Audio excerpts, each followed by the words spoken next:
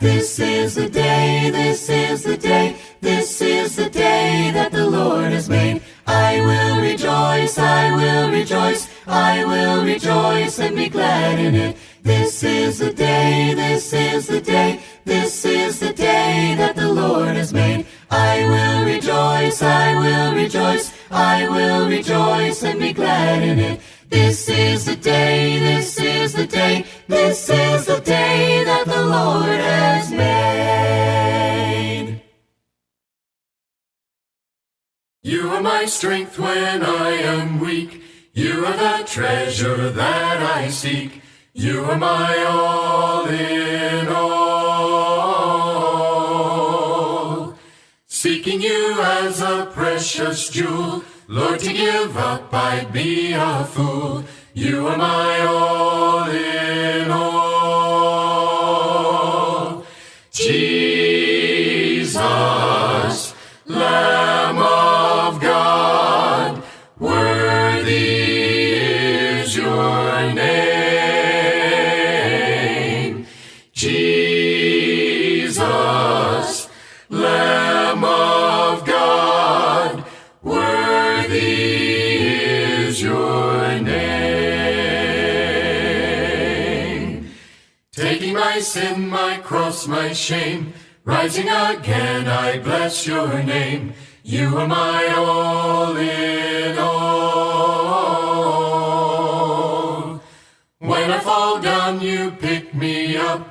When I am dry, you fill my cup. You are my all in all.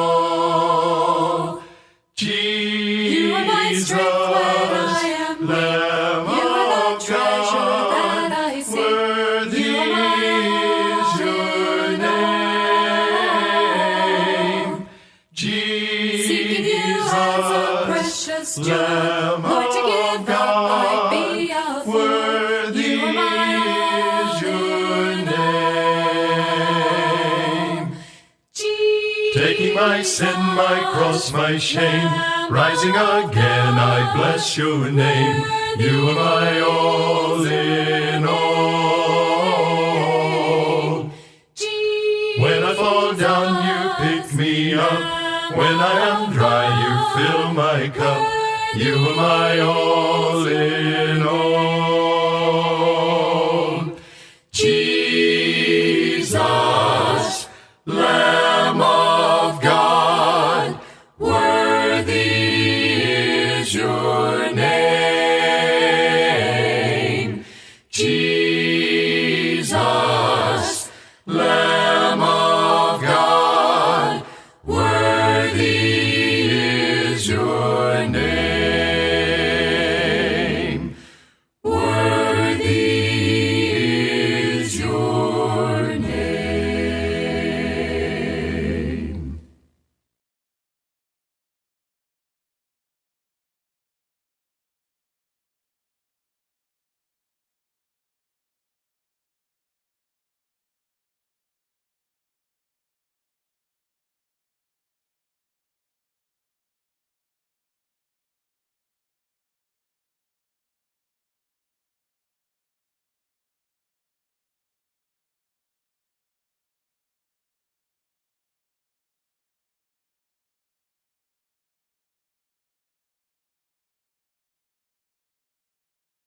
Good morning.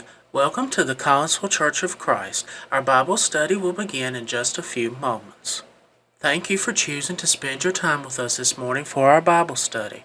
Whether in person or online, we ask our guests to let us know you are here. Please scan our QR code or go to our website at CCOCVA.org/connect.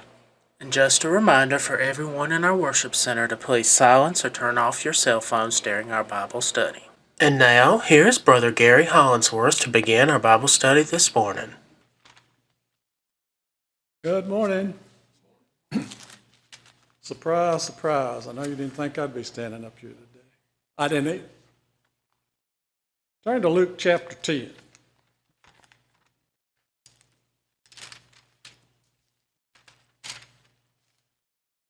And in a few minutes, we'll read starting at verse 38. I don't know how this is going to go because, you know, I had this eye fixed, haven't had the other one fixed, and I don't know how they're going to match up today. Looking close and looking distance-wise, but so far I can see it, so we'll see how it goes.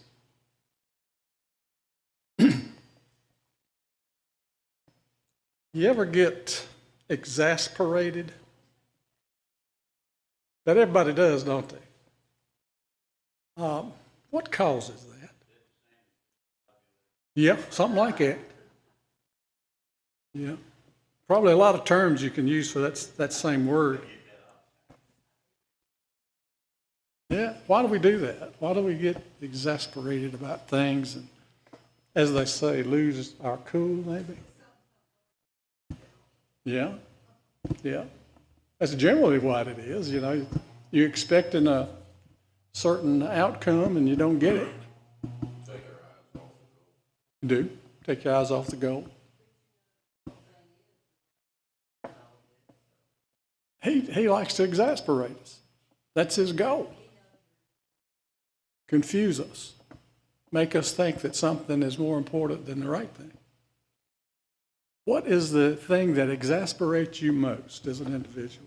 What really gets your dander up?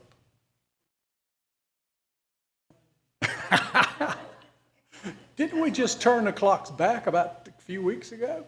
Now, it doesn't seem like it's been long, but yeah, that is an exasperation. and it's unnecessary. The sun's going to come up at the same time every day, isn't it? I know, we shouldn't. But, and we could refuse. We don't have to go by that time. We'd just be getting to places early or late if we don't go on. But I've heard of some people that they won't turn their clocks up and back. They just go on whatever their time is and adjust. But same difference in the end. Anything else that exasperates you? Kevin, oh, well, what do you do about that? Put up with it? Oh, just walk in? Yeah. Sometimes we have to do that, don't we? It's better. Keeps the peace, so to speak. Yeah.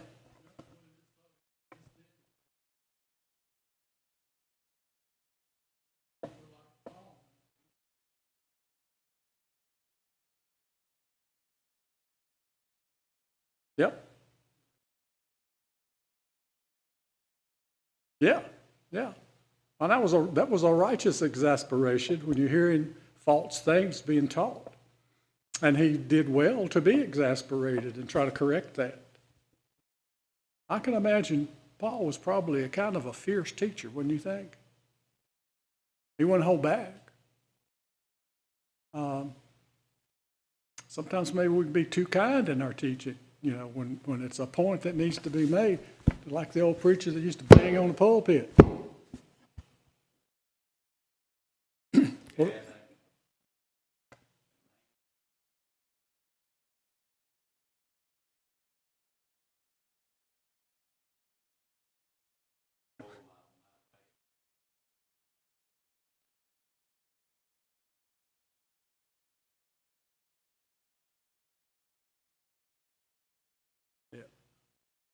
I always think of the words where it says that God's ways are higher than our ways, and his thoughts are greater than our thoughts. Sometimes we think ours are just as important, don't we?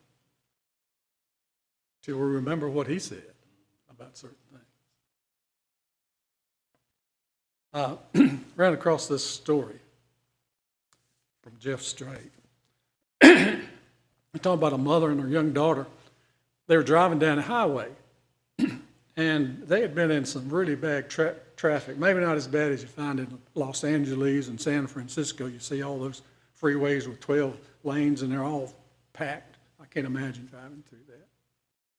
But anyway, they were driving, and the traffic had been difficult, and some of the other drivers had been downright frustrated, pulling in front of you or stopping too soon, that kind of stuff. And that does bother you. I get in a tight spot like going to Nashville or in Nashville, and I mean, they're going every which way, and they're going fast, and you just don't know what to expect.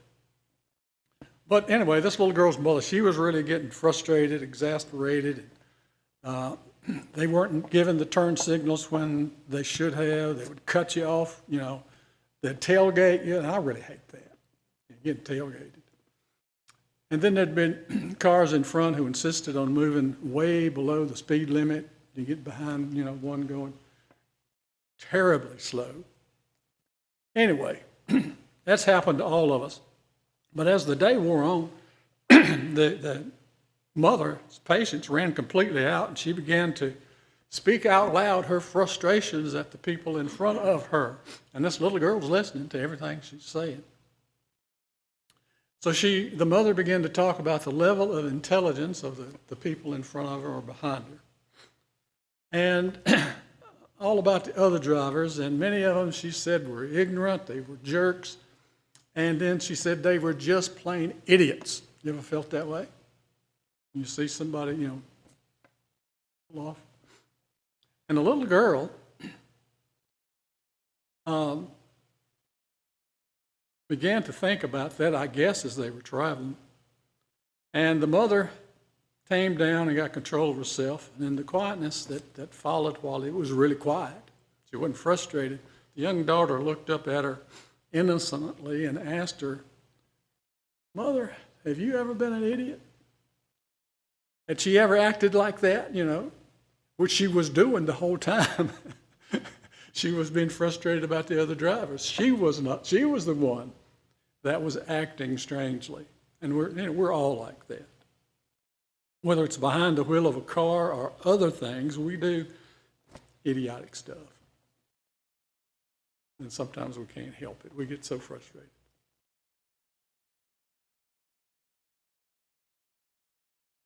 As we go to the text this morning and read about a woman who acted kind of foolishly too. And it's a story, and I preached this, or I spoke this lesson back in 2015. Any of you remember it? It was only 11 years ago. You don't remember it?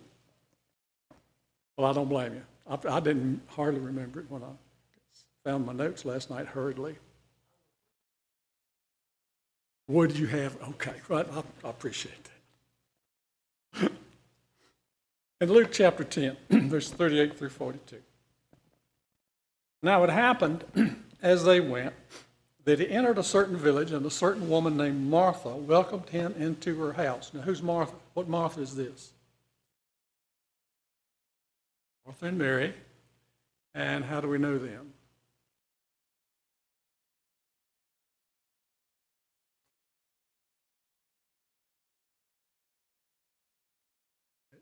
Yeah, we remember from Lazarus' story. They're mentioned several times. Evidently, Jesus was pretty close to them. It doesn't give them the circumstances on how they met or how they, became close, but they developed a friendship. And evidently, it was a good friendship because he could stop at their house and she'd feed them, or they would feed them. And that, you just don't do that in many places. You just don't walk into somebody's house unannounced and say, "Got anything to eat?" Now, my grandmother wouldn't have minded that. And you could go to her house any time of day, and there'd be food available. Matter of fact, as little kids, the first thing I did going to Grandma's house was you'd go into her dining room / kitchen, and over to the left was a cabinet. And you know what was in that cabinet? Cakes and pies. And that was the first thing. I didn't say, "Hello, Grandma, hello, Grandpa." When I go in the house, I'd go in there and take a dive to the left and check that cabinet and see what goodies was in it. She was always ready, it seemed. Now, she might not have thought she was always ready, but to me as a little kid, that's what I remember. Grandma always had something delicious for you to eat. Anyway, in verse 38, Jesus came to the village, and Martha welcomed him into her house. I don't know how they welcomed each other in those days and times. About like we do, I guess. Just, I guess you knock on the door or whatever, and just, People would welcome you in. And the scripture says she had a sister called Mary, who also sat at Jesus' feet and heard his word. We're going to see a difference between these two sisters. A lot of times sisters are pretty close. Dan's got 4 or 5 sisters. I can't remember. I'll have to count. Anyway, we get together every once in a while, and they're all alike and they're all different, at the same time. And it's interesting to me when they get together just to listen to the conversation and the memories that they had, and one will remember it this way and one will remember it that. That's just families. That's just people. But here, Mary is sitting at Jesus' feet. So evidently, Martha somehow saw that he was in and welcomed him into her house, and Mary has sat down to listen to him. Verse 40, Martha was distracted with much serving. You ladies, you do a lot of the cooking. Somebody comes in your house, it's generally you, not always, but generally you that has done the bulk of the work. And do you like to get distracted when you're busy with all the things you got to do for cooking and getting things put in the right place? How does that make you feel? Get a little anxious? Sometimes you would. A little nervous. Sometimes it comes naturally. But Martha was distracted with much serving. And it's kind of unusual, I think, but who does she go to vent? That's the word we use today when you're upset. She goes to Jesus, and what's he doing? He's teaching. So she's going to go vent while he's teaching. That could have been a mistake, to go vent when somebody's teaching. Do you ever interrupt a teacher in your class when they're teaching and they're into something? Did you ever just interrupt them intentionally? Yes or no? No. You? Why not? Consequences. You didn't upset the teacher because there are consequences. You want a good grade? Sometimes you keep your mouth shut and you do whatever needs to be done. Anyway, Martha, being distracted with that serving, approached Jesus. She approached him and said, now, you have to put your own inflection as to how she said this to Jesus. And I'll read it kind of like I think she would have said it. I don't know. It could have been different. But she looked at him, I'm sure, and said, Lord, don't you care that my sister has left me to do all the work? Or to serve alone, the scripture says. Now, what kind of, how do you think she came across to Jesus on that? Don't you care? You're in my house eating my, don't you care that I got to do everything? Therefore, and then she gave him an order. The master's there teaching. She gives him an order. Tell her to help me. Well, how do you think Jesus took that? Tell her to help me. Tell my sister to help me. Now, he liked both of them, I'm sure, Martha and Mary. And usually a guy don't like to get in between something like that that's going on between two women. You just leave it alone. Does Jesus leave it alone? Can't, can he? He can't. Jesus answered and said to her, and I'll say it like I think he said. I don't know. Martha, Martha, you are worried and troubled about many things. And he would have said that calmly. I know he would have. He wouldn't have had a harsh tone in his voice. He said, Martha, listen to me. You're worried about a lot of stuff. But one thing is needed. He made the point, and he made it crystal clear. One thing is necessary. Mary has chosen that good part, which will not be taken away from her. Mary's going to listen. Mary's going to stay. And I think the way it came across, Martha would have had to realize that maybe she should be doing that too. Wouldn't you think? She's chosen the right thing to do. Let's not get distracted by all this cooking and preparation. It's not the time for that. Now, I don't know how Martha reacted to that. It's not really, it didn't go much further into it, but how do you think she would have reacted to that? Slow down. Martha, it's not that important. Pay attention to what's going on here. She probably would have been embarrassed, I would think. When you're in school as kids, I can remember getting called down by the teacher for being too loud or not paying attention. And one of them smacked me right upside the cheek one time because I was turned around talking to another person in class. No one's supposed to be doing that. And I just turned around about the time that slap came. And it shocked me. I must say it humiliated me. But I kept quiet after that. So I don't know how Martha really took that, but I think she probably got the idea of what was going on. I think she was had good intentions. She was trying to do the right thing, to serve all the people, to take care of everything that needed to be taken care of, and it just got away from her. Jesus and his disciples had been traveling across the countryside. Jesus would stop places and address the crowds. And she had been kind enough to invite them into her home for rest and for food. And she just let it get away from them. And what she was doing was quite a task. I guarantee it was quite a task to do all that cooking and taking care of everything. Perhaps she hadn't expected Jesus and his disciples to be there at that time. So it would have been kind of a rush to get something together. I remember, the time that Abram had some of the representatives of God visit him, and he rushed and told Sarah to cook some bread, and he got a calf, they said, and they dressed it and cooked it for those. It was kind of in a hurry. We want to be generous to the people that are staying here. And in that day and time, everything that Martha would have served would have been made from scratch.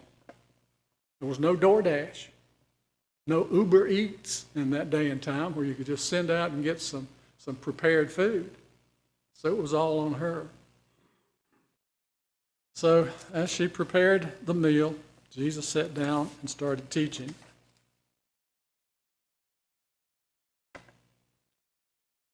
In John chapter 12, verse 3, it tells another time that Jesus came to their house. And it says there that Mary took a pound of very costly ointment and anointed the feet of Jesus and wiped his feet with her hair.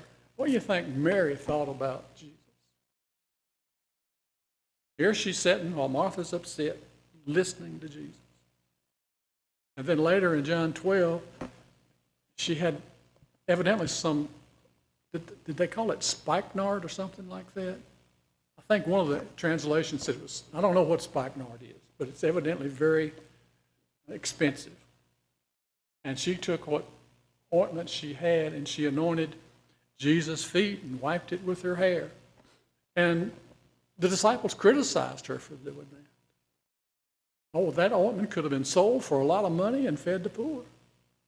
And I think Jesus told her, well, you don't have me with you always. The poor you always have. So Jesus must have been Mary's hero. She thought highly of him. And I think she literally, you heard the old expression, worships the ground somebody walks on. I think she literally did worship the ground he walked on. And we should too. And now Jesus is there in her house and he's teaching. Evidently, Mary would not have gotten a lot of chances to listen to him talk, nor would Martha. And Mary took advantage of it. But you see the difference in how they thought about things there.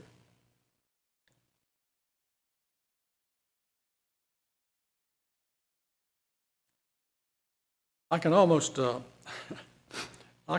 see Martha as she's getting more and more frustrated. When Jan and I first got married, and we were building that house up behind my dad's, 1978, and while we had to get out of our apartment and all that stuff, so we had stuff stored here and there and everywhere, and we stayed with her mom. She had a little basement that she finished, and she had a bed down there, and that's where we stayed. Beth was just a little kid.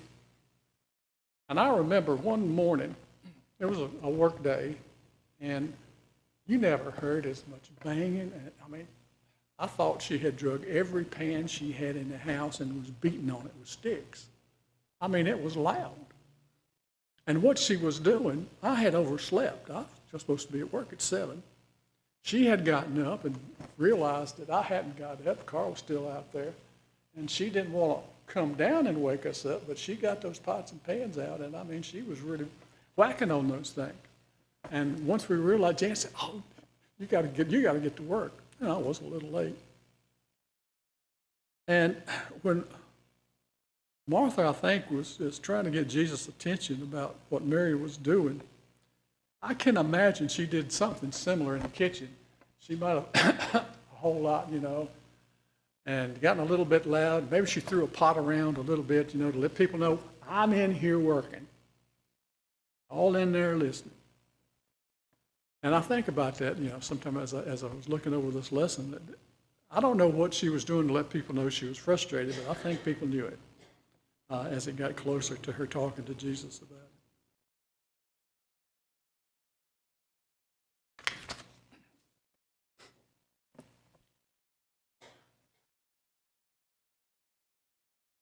Lord, don't you care that my sister has left me to do all the work? Tell her to help me. And while that is wrong on so many levels, she had lost her temper. She had pitched a fit in front of her guests. That's the way I'd phrase it. That's the way most of us would phrase it. She pitched a little fit. But worst of all, I think she just forgot who was in the house. She forgot how important the visit was.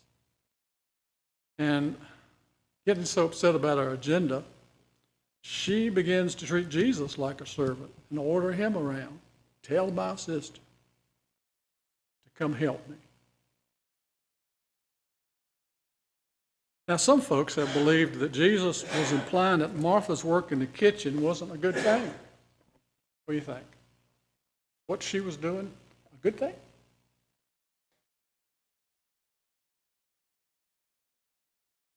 You go ahead.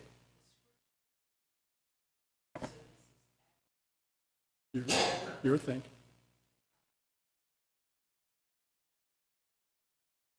That's true. It doesn't mention him.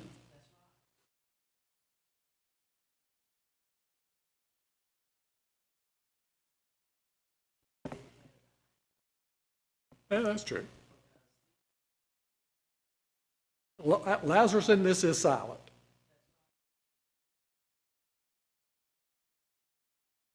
That is a possibility. We don't know. The next time we read about Jesus coming to her home is in John chapter 12, verses 1 through 2. And at that point in time, it was 6 days before the Passover. And Jesus arrived at Bethany, verses 1 and 2. And here a dinner was given in Jesus' honor. Another dinner with the same people, or some of the same people there. And guess what it says about Martha in John 12, 1 and 2? Martha served. That was what she did best. She couldn't help it, evidently. And when somebody was around and people needed to be fed, well, they were going to get fed. She served. It seemed like you couldn't get her out of the kitchen. I once heard an old comedian. Y'all ever hear of Lum and Abner? Well, they were in the 1930s and 40s, and they were in Pine Ridge, Arkansas, and they were country, ran a store, and they were some of the funniest people that I'd ever heard of or had ever heard. And I forgot where I was going with that. Do you have to do that? Forget where you're going with something? It'll come back to me probably after a while. But you couldn't get this woman out of the kitchen. Oh, I remember what it was. He was the funny one, the really funny one in that, was talking about women, and he said, I just can't understand why women want to stay in a hot kitchen with all that heat coming out, they had the wood stoves in there to cook on. Why they have to do that? And he wasn't thinking, well, they were getting the food ready for everybody to eat. But he was thinking, well, they just love to do it. I don't know whether Martha just loved to serve, but evidently that was something that she took pride in doing, and evidently was good at. And why else do you think Jesus would show up at her house more than once or twice? She fed them, and that's important.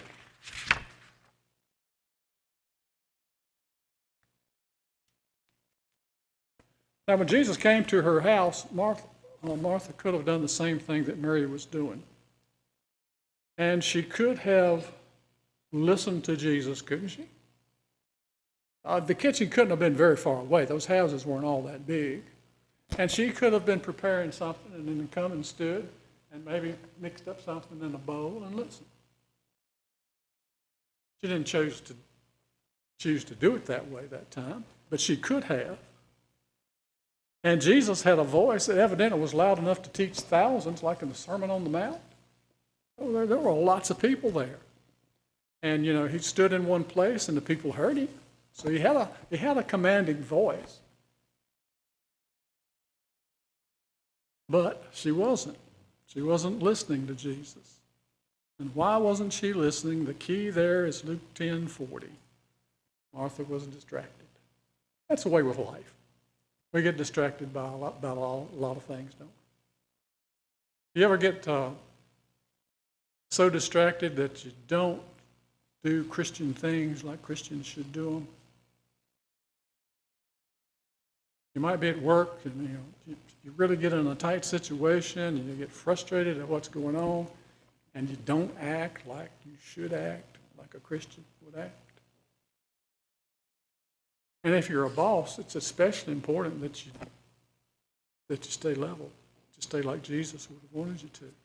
And it's so easy to really get frustrated when things don't go right. We have to be mindful of that, don't we? In everything that we do, we have to be mindful of presenting our Christianity to other people and how we act in every situation. Doesn't matter whether it's a stressful situation or just a normal situation. We have to represent Christ. Yeah.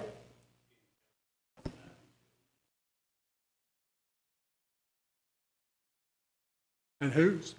Yeah, exactly. But it's easy not to be like that. Very easy. I think Jesus understands that. We're human beings.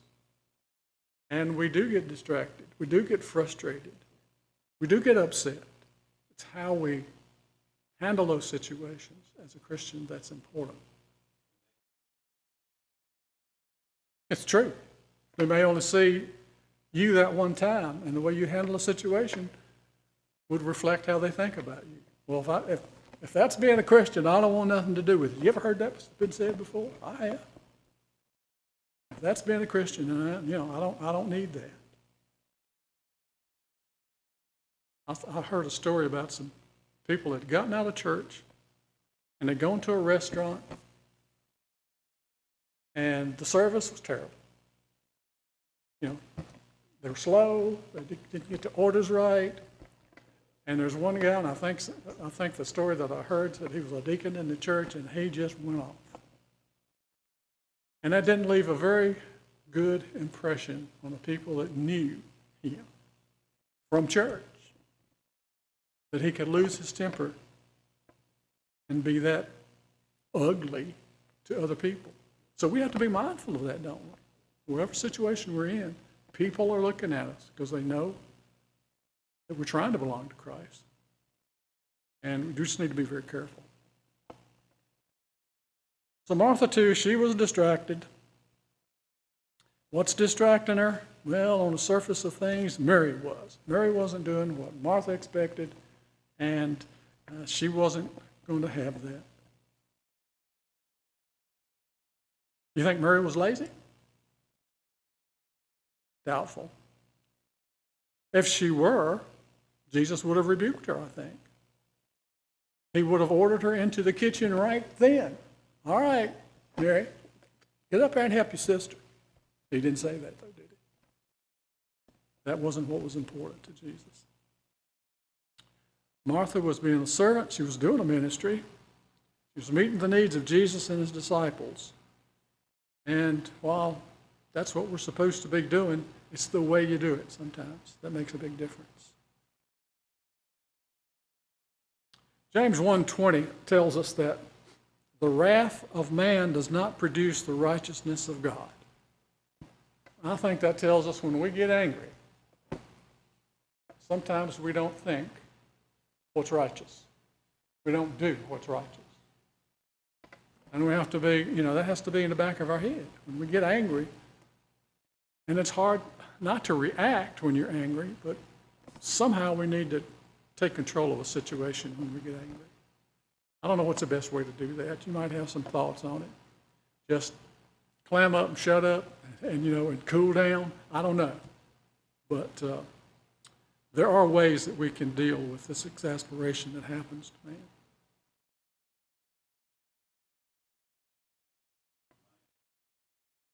He did?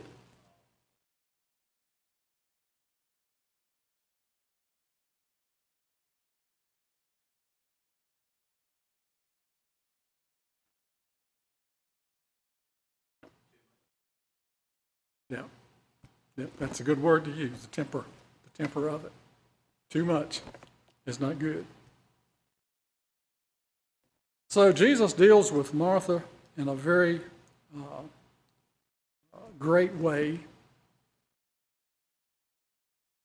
He just simply tells her, you're worried and upset about a lot of stuff. Only one thing is needed. He was gentle with her. And when we get upset about things, we need to be gentle, like Christ was gentle. Although, as you said, he did overturn the tables of the money changers. And can you imagine, he said he had a cord of, he made a whip out of cord. And he's slinging that thing around in the temple. And I think the people that were right in front of that whip probably moved. They probably ducked and got out of his way. But as you say, it was a righteous anger, because what were they doing there in the temple? What was the temple's purpose? Worship who? God. And what were they doing? They were sitting at tables, and they were buying and selling and making gain. Because the money changers would charge a little extra to change your money from whatever the nationality that you came in. It's kind of like, when you go, I went to Great Britain one time, and you had to change your dollars into pounds, and you had to pay a fee. It cost you to change your money. Yeah. Oh, yeah. Yeah. And that's what was happening there in the temple. They were making money. And they had the people in there selling all the animals that they would sacrifice, like the doves and maybe some sheep. You could go in there and you could buy it. And they probably charge you a whole lot because you're right there in the temple, right? Where are you going to go get one if you don't have one? You have to go back out into the village and, you'd pay a little extra. But they were taking advantage of people. And that's what Jesus really didn't like there in the temple. Well, the time is almost up.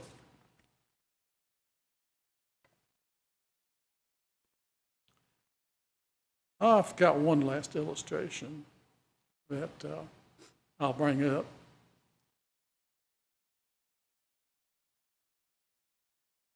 When Jesus was trying to let Martha know that she had forgotten to put him first, and that Mary understood that, she had to understand that it was not about her.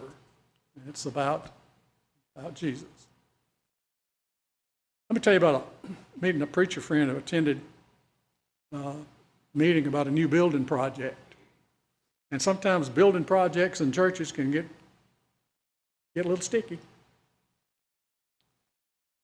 And he said that when they were talking with the contractor, he talked about things that they could do that would help raise money for the building. And he talked about having plaques made that you could put up for donations in memory of a loved one. Now, I've seen the bricks. It's got somebody's name on it. And you can buy a brick for this. I think there was, in one of the schools, you could buy a brick and it'd have your name and you donated it to it. That kind of thing, in the memory of a loved one. And you've seen those in church buildings. way back in the like the Revolutionary period days, you go into a lot of those churches and they had plaques on the pews. You could buy a pew. So when you walked in, you had your pew. Now, some people in the churches think they got a pew down. And you got to be in that pew. And if somebody comes in and asks you, could you scoot over? Well, you don't like that so well in a lot of places. I've heard people say, don't ask so-and-so to move because they ain't going to do it. But you could buy a plaque that says this memory was donated, this window was donated, or the pew in memory of such and such.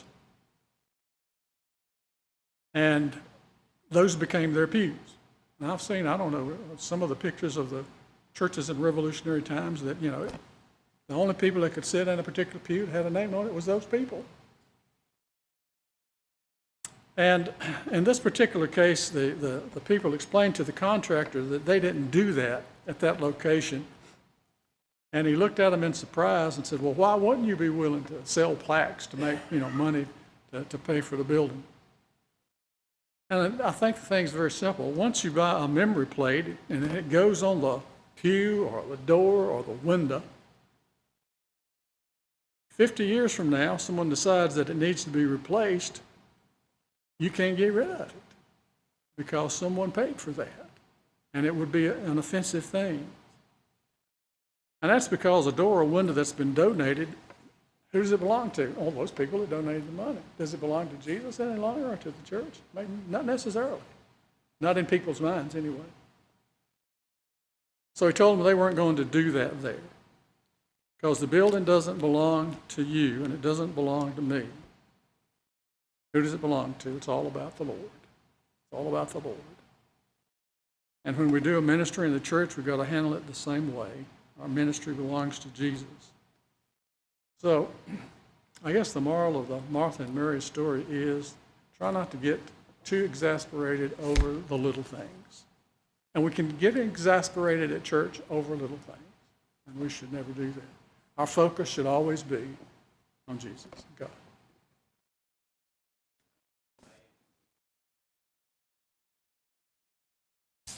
That's right. Credit is not important. Any comments, questions, thoughts? Well, I appreciate you speaking out.